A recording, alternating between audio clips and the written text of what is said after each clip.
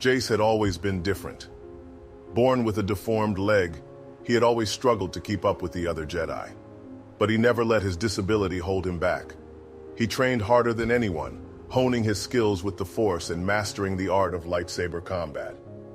And then, one day, he had a brilliant idea. He would replace his useless leg with a lightsaber, giving him a powerful weapon and making him a formidable opponent. He worked tirelessly, pouring all of his knowledge and skill into the project, until finally, it was complete. Jace was elated. He felt like a new man, and he was eager to put his new leg to the test. He boarded a Jedi cruiser and set out on a mission to stop a dangerous Sith Lord. The battle was intense, and Jace fought with all his might. He was holding his own against the Sith Lord, when suddenly, his lightsaber leg accidentally activated.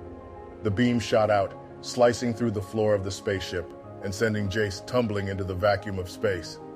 He tried to reach out with the Force to grab hold of something, anything that would save him from falling into the void.